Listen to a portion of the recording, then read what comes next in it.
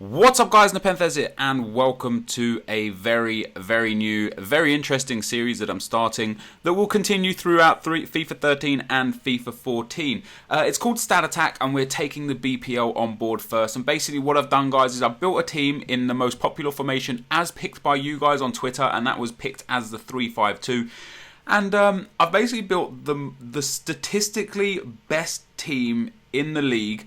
There are certain rules. The rules are that a player can only move one position maximum. So for example, if I, like with these central midfielders I'm going to be using, they can be CDMs, CMs or cams, and with like the striker it can be a centre forward or a striker, but I can't put a cam in a striker position. It can only move out one position. The premise behind this was, I was chatting with some of the guys in the hub chat, and we was talking about like why some of the non-rare players are incredible and why some of the high-rated players just don't play very well. And the simple reason I can find is that some of the non-rare players have the most stats in the game, and you'll be absolutely shocked by what you see in the highest rated players. I'm going to do one league per day, hopefully. And I'm going to do the top 5 leagues first: the BPL, Bundesliga, Serie A, the BBVA, and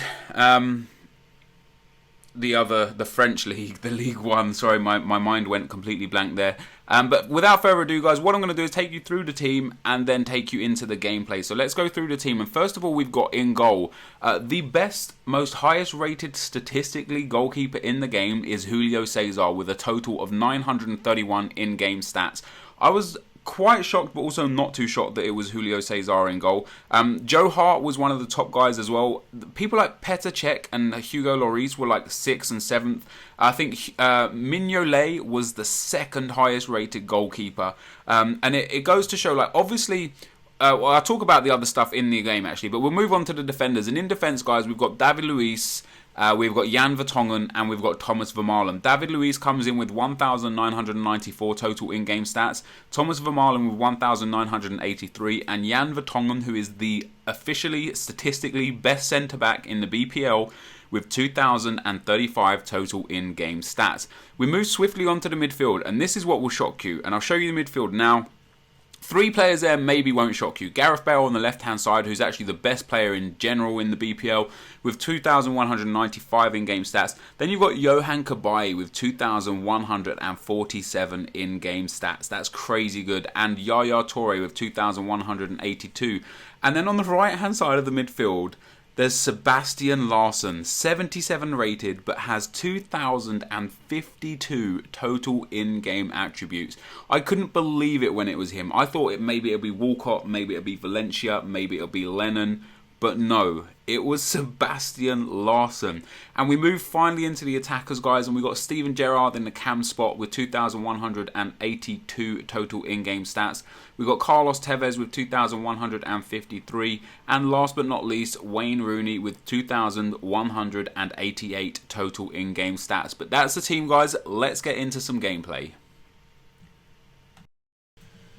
Okay guys, into the gameplay we go, and I'd just like to let you guys know, first of all, that I picked this team without any informs or team of the season or anything like that. It's just goal players, so essentially everyone can afford it. And there's the team just on the screen for you for a few seconds there to see what it looks like on the actual screen. Now, there's a few things I want to address, because a few things that I know they're going to be in the comment section, and the first thing is going to be, some of these players are slow, pace is more important than overall stats, and someone like Xavi, for example, where Cabaye has more total in-game stats than Xavi. Xavi has better passing, better long passing, and maybe is more influential as a centre midfielder. And whilst I agree with that case, I also disagree, because the non-rares seem to play exceptionally well, because I feel like they have a more well-rounded overall persona in the game. A centre midfielder isn't just for passing. It's about winning headers, it's about being in the right position, it's about tackling, it's about creative movement. There's so much more to a centre midfielder than just passing, and that maybe is why someone like Cabaye is a far better player in the game than someone like Xavi, and it's kind of amplified by the fact that he has more total in-game stats. Now, I'm not saying that it's an actual example that will work every time. I'm not saying the person with the most in-game stats will always be the best person, because for me, Wayne Rooney in this team wasn't great. He scored a couple of goals for me, but I didn't enjoy him, and I damn sure would have enjoyed someone like Sturridge a bit more, just because he has more pace.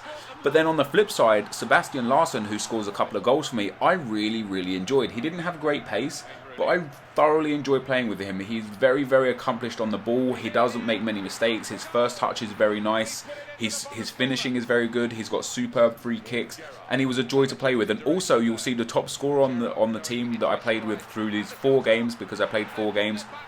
The top scorer on this team was Carlos Tevez, and I think he finished with something like, actually let me quickly go and have a look at exactly how many goals he finished with, because I've got my PlayStation in front of me here. But Carlos Tevez was a joy to play with. He only has 83 pace. I don't know, you know, that's kind of, I'd say, about average. You know, it's not slow, but it's not fast. You don't look at Tevez and think, oh fuck, he's got too much pace. But definitely with Tevez, I look at him and think he is an accomplished striker. My PS3 has decided to quit Ultimate Team, so I can't see how many goals he got. But I think he got like around 8 goals in 4 games, or maybe 9 goals in 4 games, which was really good, really strong. Now, this team was fun to play with. Like I say, there was only a couple of positions that I wasn't happy with, and that was Rooney as a striker. And that was actually pretty much it. I didn't really enjoy Rooney, but the problem with this team as well is that the 3 centre-backs, and this is another thing where perhaps total in-game stats are less relevant than something else within the game, is that the 3 centre-backs all have high attacking work rate, and that meant I conceded one hell of a lot of goals. So whether or not this is the best team to use ever is debatable, but whether or not this is the best team in terms of total in-game stats is not debatable. It is 100% the best team. And just to clarify how many goals I scored with Carlos Tevez, I scored just 6 goals in 4 games with him, but that's still pretty decent for him. I really enjoyed using this team. I will just make a couple of changes to it and feel like I've got a very strong BPL team. If you guys did enjoy this video, and if you want me to review a specific league, let me know in the comment section, and if you could leave a like on the video, that would be absolutely awesome. But guys, for now, thank you very much for watching, and I will see you next time. Peace!